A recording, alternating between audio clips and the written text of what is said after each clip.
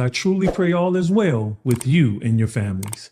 Today, I want to talk about a crossroad that every man faces, or should I say, every man of the Most High face, whether we pursue our dreams or surrender to Yah's will. One leads to exhaustion and the other to peace, but only one fulfills your purpose. I remember one evening many years ago, after a long day on a construction site, I came home exhausted and frustrated. I told my wife, Nicole, that I can't keep doing this.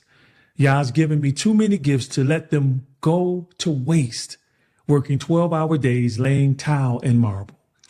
See, at the time, I had owned and operated a construction company that was my main way of making money. On the side, I produced music and loved making beats, but the construction company was the only way I could make money to support my family. And truthfully, I was doing well financially, but the work, the long hours was draining my soul, and I felt trapped. I said to Nicole, how will I ever record the music Yah placed in me if I'm working all of these hours? How will I ever grow the Union, which was at the time a record label, if most of my day is spent working for everyone else? If I don't move now, I will never fulfill what God called me to do. My wife, Nicole, looked at me calmly and said, I never forget this. She said, Jason, be careful. Producing hip hop has always been your dream, but now your dream has become intertwined with ministry. Don't force your dream into God's will. Nicole's wise statement and advice stopped me in my tracks that day. Before I had surrendered my life to Christ, I relentlessly chased the dream of winning a Grammy. But after I got saved, I realized I was still chasing the same dream, but only now it had a different name. It wasn't called a Grammy anymore. It was called a Stellar Award, which is the Christian music industry's highest award. Nicole's statement made me reflect and ponder and ask myself, was I really frustrated with my job, or was I frustrated because my dream wasn't unfolding when I wanted it to? I realized I had confused ambition with obedience. Many of us mistake movement for progress and opportunity for calling. We push, we grind, we hustle, thinking that if we're not advancing, we're somehow failing. But Yah's will doesn't run on our schedule. Sometimes his delay is the development.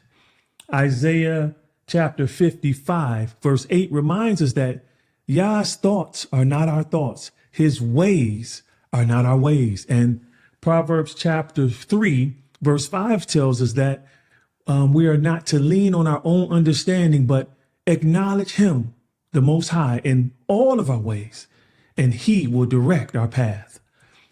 One problem we face, I believe, is that we ask Yah to bless our path, but not direct us into his.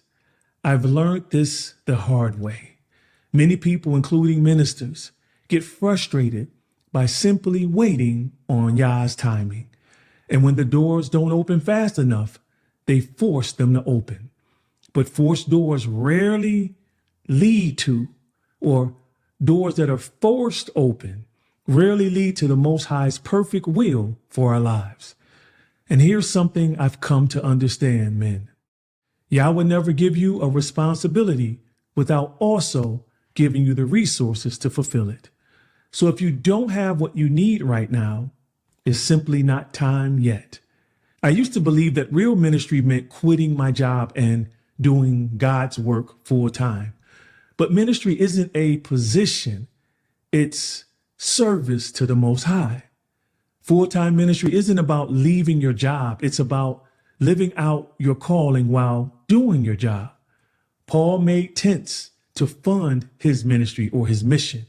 He didn't confuse his trade with his purpose. He worked, but his work was never replaced by his why. At one point, I was ready to quit my company and step out on faith. But my mother-in-law said something that shifted my perspective. She said, Jason, until you submit to where God has you now, he cannot move you to where he wants you to go. That hit me deep. I realized faith isn't a reckless leap or a step into the dark. It's a confident step in alignment with the Most High's will. If I had quit then, my family would have suffered, and I might have damaged my daughter's trust and my wife's trust in me to provide. And we know it is written that a man who can't provide for his own household is worse than an unbeliever. See, sometimes obedience looks like staying put when you'd rather move forward. Now, to the single men and women watching or listening to this, I want you to know that waiting for the right relationship does not mean Yah forgot you.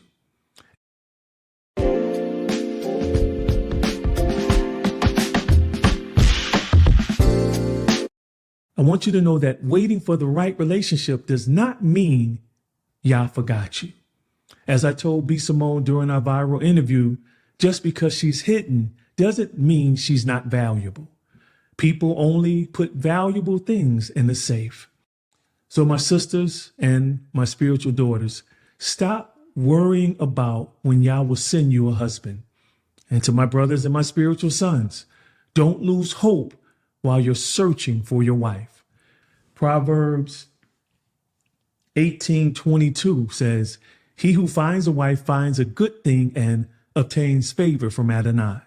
In other words, the woman you're praying for will already carry the character of a wife before you find her.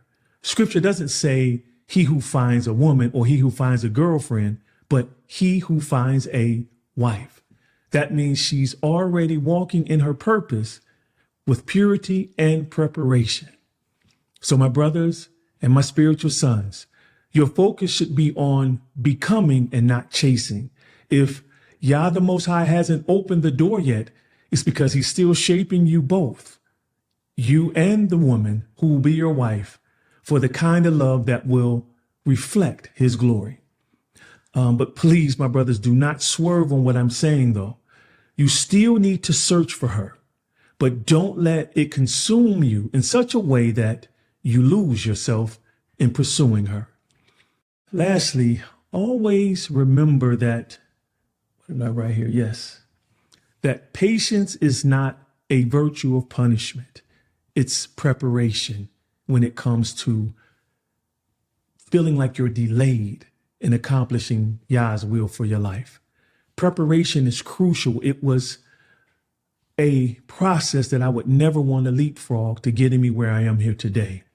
Preparation is a sacred step in the process of fully and resolutely walking in Yah's will for your life.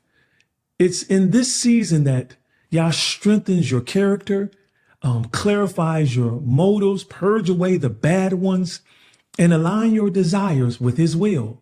So don't rush what's a divine delay and become who you were meant to be so that Yah will align you with who's meant for you. Looking back, I see how Yah used those long, tiring days in construction, laying tile to shape me. It wasn't wasted time, it was training. Every tile I set taught me the importance of laying a strong foundation before I build. And that took discipline, it took study, it took endurance, it took excellence. Traits I would later need to lead my family and even boys and men in the cave of Adullam.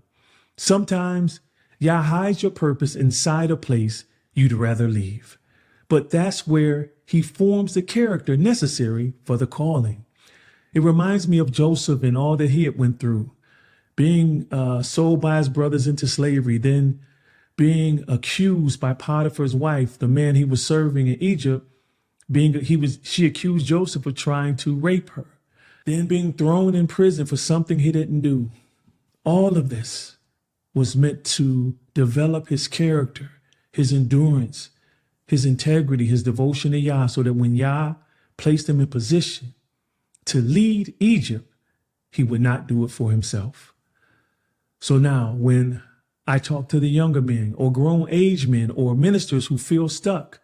I tell them this: don't rush your season of preparation. Embrace it. Let Yah mature you before he multiplies what's in your hand. And remember, whatever gift he's given you, it's not about your recognition. It's about what you're reflecting.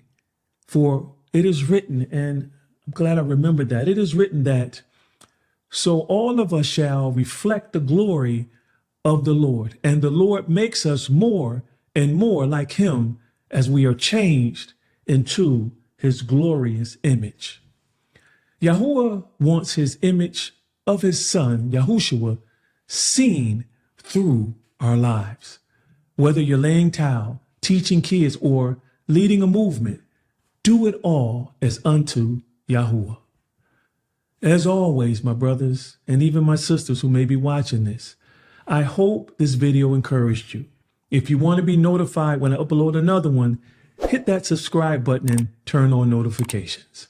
Until next time, my brothers, keep growing, keep building, and keep striving to be the man the moment demands. Shalom.